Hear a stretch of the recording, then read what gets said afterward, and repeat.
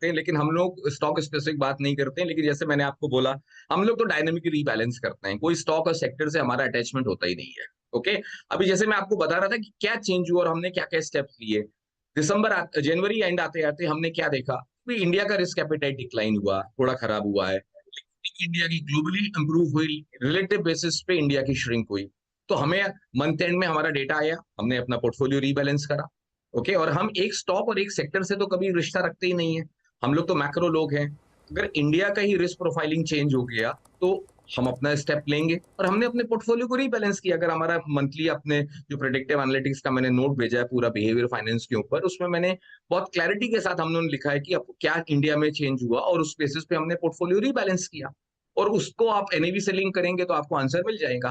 पिछले एक हफ्ते में सिर्फ संदीप जी, तो आपकी एनएवीज में फिर क्या डैमेज आया है? वो फिर डेटा, वही डेटा बता दीजिए अगर आप डायरेक्टली नहीं बताना चाहे तो। देखिए, वो तो देखिए पब्लिक डोमेन में है एनएवी। आपको ये समझना है कि देखिए सर क्या होता है कि एक कोई लार्ज ग्रुप है, इंडेक्स वेटेड स्टॉक्स है, कोई फंडामेंटली अच्छी चीज लगती है, आप चाहे अंबुजा की बात करें या उनके ग्रुप कंपनीज में कुछ 2-3 ही कंपनीज ऐसी हैं जहां पे रियल एसेट्स हैं, रियल कैश फ्लो है। तो हमने भी इन्वेस्ट किया था, पूरी इंडस्ट्री ने भी इन्वेस्ट किया, ठीक है, हमारा वेटेज थोड़ा ज्यादा था। ओके, और हमने इस ग्रुप में अच्छा पैसा बनाया है। ओके, तो वो हमको समझना चाहिए कि हमने बहुत अर्ली स्टेज पे पार्टिसिपेट किया था। जब हम लोगों ने अंबुजा शेयर खरीदा था, तो अदानी ग्रुप की कंपनी भी नहीं थी, ये 282 रुपीज के आसपास दिया था। तो हम लोग तो डीप इन द मनी रहे स्टॉक में, हमने ऊपर बेचा भी है। अगर आप पूरा पोर्टफोलियो उठा के देखेंगे जनवरी का, दिसंबर का, तो आपको आंसर मिलेगा, हमने काफी बड़ी क्वांटिटी बेची भी थी। ओके, एंटरप्राइज हमने अक्टूबर में ही बेच दिया था, अगर हमारा पोर्टफोलियो देखेंगे तो पूरा पब्लिक डोमेन में है ये सब डेटा।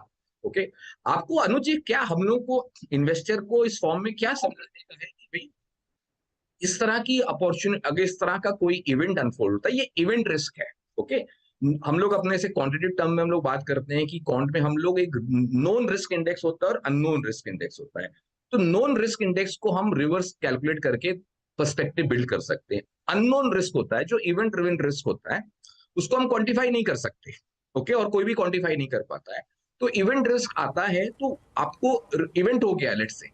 अब इंपॉर्टेंट क्या है कि इवेंट होने के बाद आप अपना पोर्टफोलियो कैसे रीबैलेंस करते हैं, तो वो स्ट्रेंथ होनी चाहिए। उस समय इमोशनल अटैचमेंट नहीं होता है। हमने स्टेप लिए, जो डेटा चेंज हुआ, हमने को दिखा कि लिक्विडिटी का डेटा चेंज हो रहा है, रिस्क एपेटाइट कोलैप्स हुई, तो we have taken appropriate step, that's the way we deal with it. और हमारा भी कोई जैसे सितंबर 2021 में इसी तरह का माहौल था, उल्टा। अगर आप यहाँ पे पैनिक है, कैपिचुलेशन है, तो सितंबर 2021 में टेक्नोलॉजी को लेके, सेक्टर को लेके यूफोरिया था, हमको दिखा यूफोरिया, हमने रिवर्स कॉल लिया, हमने एक्सपोजर प्रून डाउन किया वहां पे भी। और यहाँ पे रिस्क प्रोफाइल चेंज हुआ तो यहाँ पे भी हमने एक्सपोजर प्रून डाउन किया। तो हमारा डेटा ड्रिवन लोग हैं, हमारा कोई अटैचमेंट नहीं है किसी स्टॉक से, कोई सेक्टर से, कोई ग्रुप से। डेटा चेंज होता है, हम अपना पोर्टफोलियो रीबैलेंस करते हैं। यही ब्यूटी है dynamic style of money management. Mathematically हर चीज को डीकोड करते हैं और प्रॉपर रिस्क मैनेजमेंट को मैनेज करते हैं। संदीप जी बिल्कुल। और देखिए मतलब और आप इतने सक्सेसफुल, पहले आप एक सक्सेसफुल जर्नलिस्ट थे, उसके बाद आपने एक ट्रांजिशन किया है सक्सेसफुल मनी मैनेजर, तो मैं उस चीज़ को अप्रिशिएट कर रहा हूँ। तो आप क्या इस ग्रुप में अब री एंट्री की अपॉर्चुनिटी मिल रही है आपको, या फिर अभी थोड़ा अभी सा? तो नहीं लगता। देखिए देखिए क्या होता है कि एक इतना बड़ा इवेंट फुल होने के, अब आप बोलो कि 4 दिन में सब कुछ क्लैरिटी आ गई, answer is big no. Okay. अब इसमें फंडामेंटल जो जो मैं आपको पॉइंट बताया कि हमने कहाँ स्टेप्स लेते हैं, कि हम इंडस्ट्री प्योरली वैल्यूएशन एनालिटिक्स पे काम करती है, जिसको लोग फंडामेंटल एनालिसिस बोलते हैं। ओके, बट हमारा तो अलग थॉट प्रोसेस, लाइफ में हम सब कुछ फंडामेंटल है। ओके, तो हम जो मैक्रो डेटा देखते हैं वो भी फंडामेंटल है, हम इकोनॉमिक डेटा देखते हैं वो भी फंडामेंटल है। ओके, हम रिस्क एपेटाइट की बात करते हैं वो भी फंडामेंटल है।